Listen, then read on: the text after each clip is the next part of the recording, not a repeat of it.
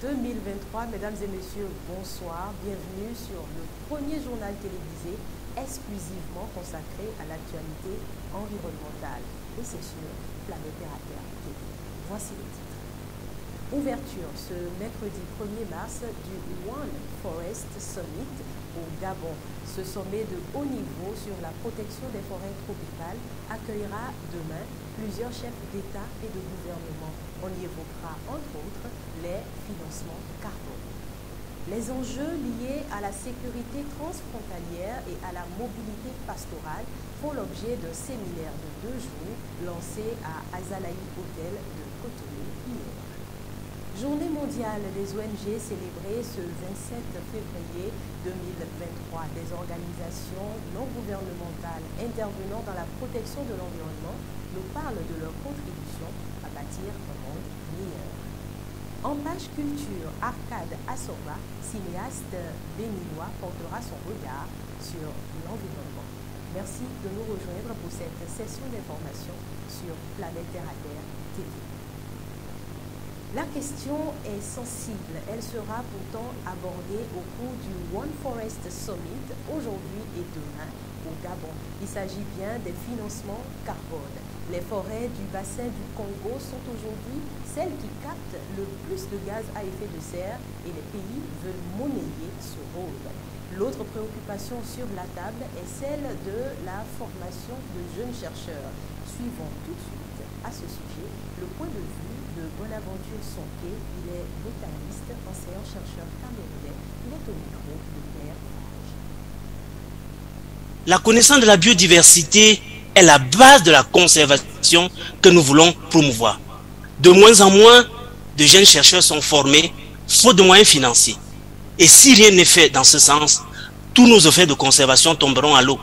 Il est donc urgent de mobiliser des fonds pour former des jeunes chercheurs qui vont poursuivre et continuer les inventaires et faire les suivis dans des sites de référence pour comprendre le fonctionnement des forêts du bassin du Congo. Donc nous devons aussi trouver des moyens pour continuer le suivi de ces parcelles permanentes pour leur donner un sens et une utilité qui est indéniable. Enfin, nous devons encourager les autorités à introduire la culture de la conservation très tôt dans les cursus de formation, ce qui n'est pas encore le cas pour le moment. Ce mardi, à l'hôtel Azalaï de Cotonou, la cérémonie d'ouverture du séminaire sur les grands enjeux liés à la sécurité transfrontalière et la mobilité pastorale a été présidée par Alassane Seydou, ministre de l'Intérieur et de la Sécurité publique du Bénin, avec la participation de Madame Sylvia Hartlife, ambassadrice de l'Union européenne au Bénin, de Antoine de Camp, représentant de l'ambassadrice des Pays-Bas près le Bénin et du directeur général de Promédiation. Les éleveurs ont été mis à contribution pour la sécurisation des espaces frontaliers dans le golfe de Guinée. Voici un extrait de l'allocution du ministre de l'Intérieur.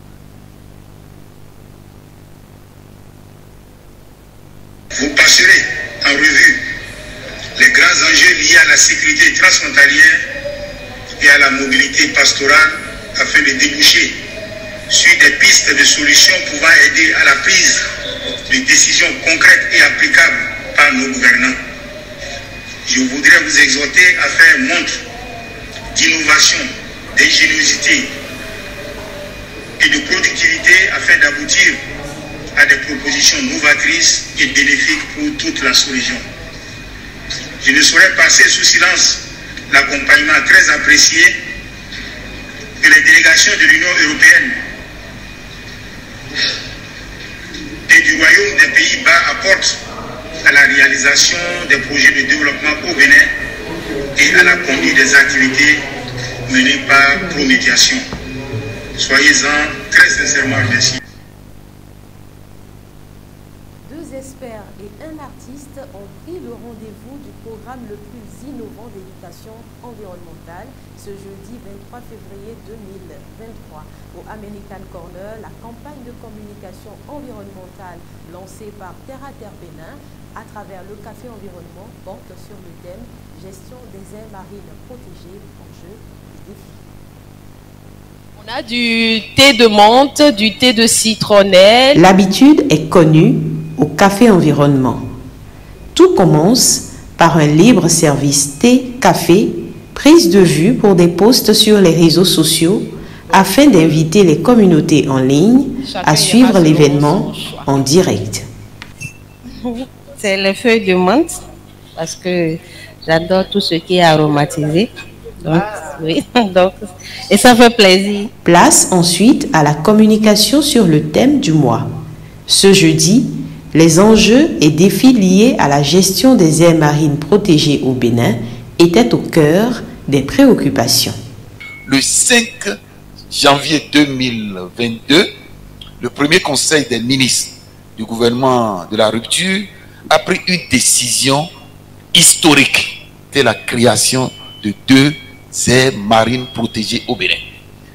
Et l'objectif, c'est de sécuriser les ressources halieutiques disponibles dans ces écosystèmes qui regorgent d'une riche diversité biologique sur lesquels nous travaillons depuis des années.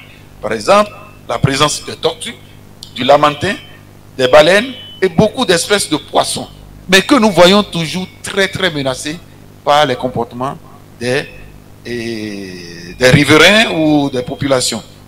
La distinction des meilleurs ambassadeurs du café environnement et la dégustation des mets locaux dans des assiettes en terre cuite et des calebasses ont mis un terme à l'événement.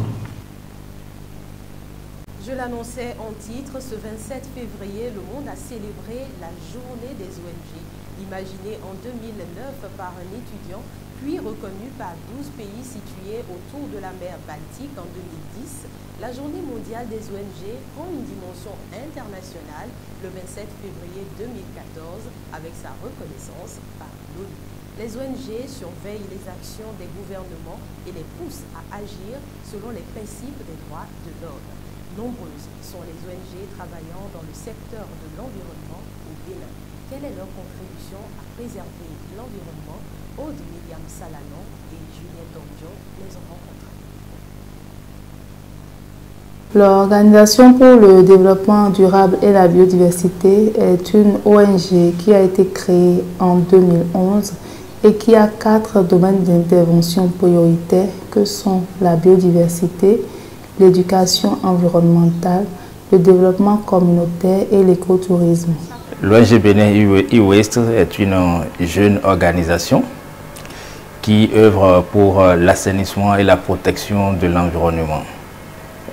Pour pouvoir réduire un tant soit peu les impacts négatifs des déchets des équipements électriques et électroniques. Et pour ce faire, l'ONG Bénin e-Waste a pour activité la sensibilisation des populations sur la problématique de la gestion des équipements électriques et électroniques. L'ONG assure également la collecte de ces déchets des équipements électriques et électroniques. Nous avons des ateliers que nous organisons au profit des enfants en partenariat avec ANASECO et ses pairs. Et lors de ces ateliers, nous éduquons les enfants sur des valeurs qu'il faut pratiquer pour pouvoir promouvoir la protection de l'environnement. Aussi, nous inculquons aux enfants des mesures qu'il faut adopter pour limiter ou même éliminer les comportements néfastes qui portent atteinte à l'environnement. Les organisations non gouvernementales ont une histoire qui remonte à la fin du XVIIIe siècle.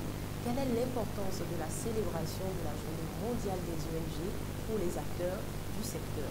Ils nous répondent toujours au micro de Claude William Salanon et Julien Donjo.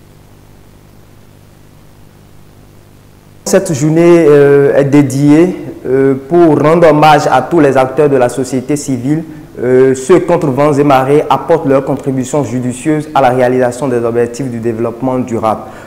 C'est également dédié pour présenter les vives reconnaissances à toutes ces personnes qui apportent leur amour, leur sens de solidarité, leur générosité au service de la communauté. C'est une journée qui n'est pas très connue et pourtant elle est une journée primordiale, une journée importante. Les ONG jouent un rôle capital au niveau de la société. Les ONG portent la voix des sans-voix. Les ONG interviennent dans plusieurs domaines. Les ONG interviennent dans l'enseignement, dans la préservation de l'environnement. Les ONG interviennent pour la paix.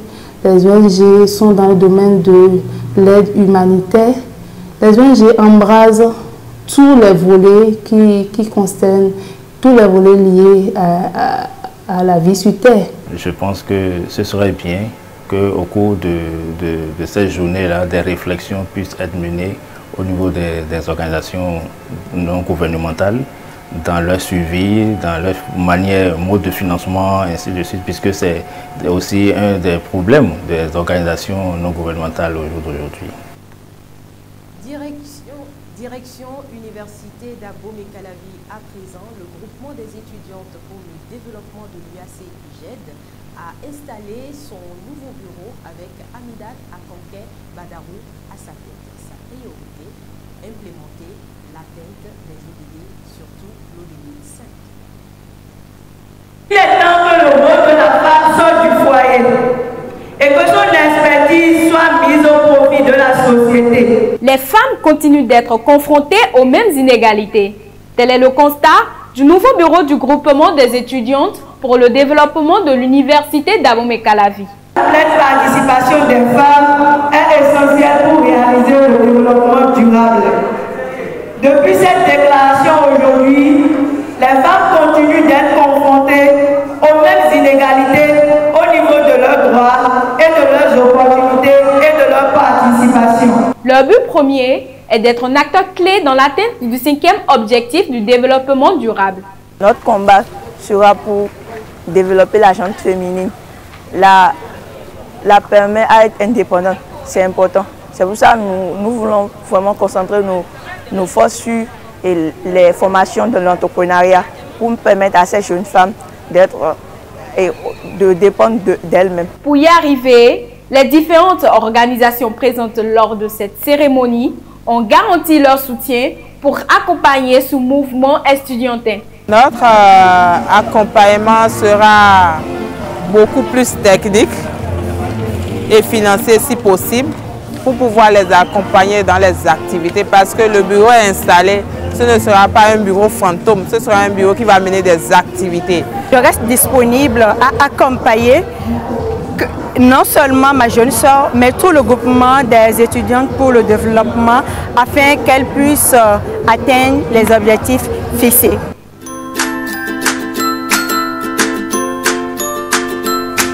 100% Terre » vous fait découvrir les merveilles de la nature pour le bien-être de la peau et des cheveux. 100% Terre, c'est des beurres végétaux, des huiles végétales, des graines et des poudres. Passez votre commande en un clic. «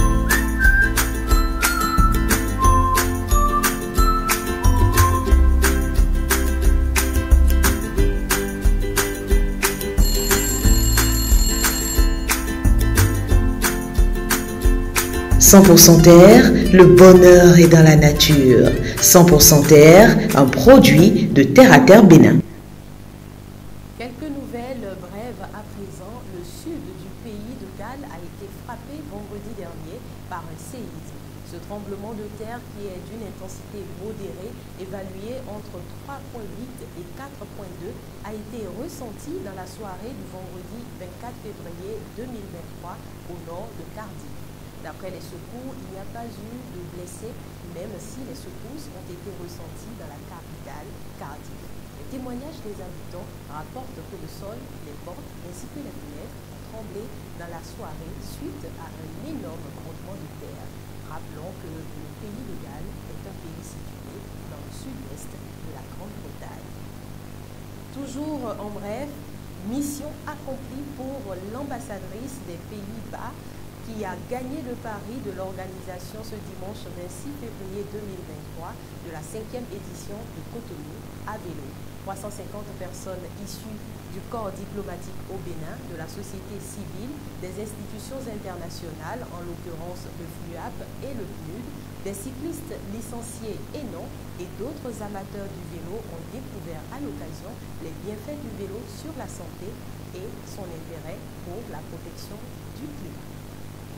Page culture à présent pour clore cette édition avec Arcade Assoba, cinéaste béninois il est, et il nous donne maintenant sa définition de l'environnement au micro de Julien Tandion. Une fois, j'ai assisté à la thèse d'un ami à Paris et qui portait sur l'environnement. Et le jury qu'il avait en face de lui demandait comment dit-on environnement dans votre langue. Et puis il a dit son camp. Et nous, les Béninois qui sont dans la salle, on a rigolé. Parce que justement, c'est un peu compliqué. Que ça, son camp, on dit on brousse, environnement va bien au-delà. Je crois que l'environnement, c'est comme cela s'entend, c'est tout ce qui nous entoure dans notre cadre de vie habituel. L'environnement intègre tout ce qu'il y a autour de nous. Ce sera tout pour cette édition. Merci de l'avoir suivi. Merci surtout de prendre le rendez-vous tous les jours du lundi au vendredi à 19h45 sur l'ensemble de nos réseaux pour suivre l'actualité exclusivement liée à l'environnement. Demain, vous retrouverez sur ce même plateau Julien Tandion à la présentation. Protéger l'environnement parce que l'environnement, c'est vous.